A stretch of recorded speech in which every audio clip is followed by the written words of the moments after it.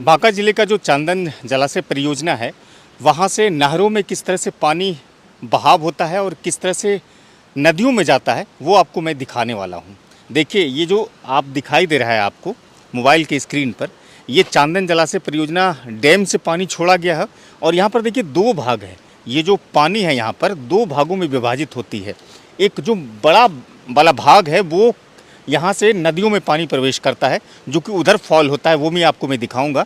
और ये छोटा वाला जो हिस्सा है, ये कहते हैं कि नहरों में यहाँ से अंदर से उस तरह से एक वाटर सिस्टम बनाया गया है, वो अंदर से ही जाकर के नहरों में गिरता है। वो पानी, जो छोटी वाली धार है वो नहरों में गिरती है, और वो बड़ी वाली जो धार है, बड़ा वाला जो भाग है, वो सीधे तरीके से वो नदियों में जाकर के प्रवेश होता है, जो कि सिंचाई के लिए इस्तेमाल होता है। और वहीं पर देखिए निशान है, पीला और लाल निशान है, और साथ में छोटे छोटे जो वो लकीर लाइन खींचे हुए हैं काले कलर के, वो इस बात को दर्शाता है कि इतनी गहराई और इतनी फिट यहाँ पर पानी है पर्याप्त तरीके से। जानकारी के लिए आपको बताते चले कि इस वक्त चांदन जलाशय परियोजना का जो क्षमता है, जो फिट में आंका गया है, वो लगभग 485 फीट वहाँ पर पानी है। और इसका जो जलस्तर डेढ़ है चांदन जलाशय का, वो 425 फीट है। अगर 425 फीट पानी आती है तो फिर यहाँ से सिंचाई बंद हो जाती है। 435, 440 इसके बाद जितना भी होता है वो सब सिंचाई के लिए। देखिए 2 भागों में जो विभाजित है पानी, नहरों के लिए और नदियों के लिए, वो किस तरह से इस पार में फॉलिंग होता है। आप देखिए पानी का बहाव कितना तेज होता है। ये जो तस्वीरें आप देख रहे हैं, ये जो पानी गिर रहा है वो नदियों के लिए बह रहा है। काफ़ी धार है उसमें, देख सकते हैं 2 ऐसे बने हुए हैं सेट पानी के, जिससे पानी गिरती है। बड़े ऐसे वो लगे हुए हैं, पाइप लगे हुए हैं या फिर सीमेंट का बना हुआ है। और अंदर से जो मैंने छोटी एक वाली भाग दिखाई थी, बहाव दिखाया था, वो कहते हैं कि नहरों के लिए वो ऐसा एक सिस्टम तैयार किया गया है, वाटर सप्लाई सिस्टम तैयार किया गया है, जो कि दूसरी छोर पर उसको निकालता है।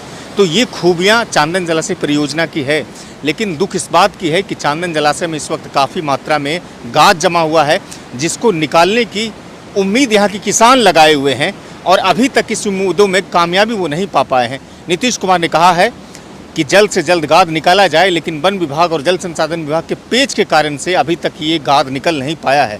जानकारी के लिए आपको ये भी बताते चले कि इसकी क्षमता जब 1962-63 में चांदन जलाशय परियोजना बनी थी, तो वो लगभग 1,10,000 क्यूसेक पानी क्षमता थी, और 70,000 हेक्टेयर में किसानों की खेती होती थी, जिसमें झारखंड, बिहार, बांका, भागलपुर, गोड्डा, ये सब इलाके में होती थी। लेकिन दुर्भाग्य बस ये हुई कि अब तक सरकार की इस पर एक संवेदनशील नज़र नहीं पड़ पाई है, संवेदनहीनता ही पड़ पाया है। चुनाव में कई मुद्दे बनते हैं, परियोजना की, कृषि की, तमाम चीज़ों की बनती है, लेकिन शायद धरातल पर नहीं दिखता है। ज़रूरी इस बात की है कि धान का कटोरा कहे जाने वाले बांका के किसानों को जलाशय से गाद निकाल करके एक बड़ी राहत देने की कोशिश होनी चाहिए।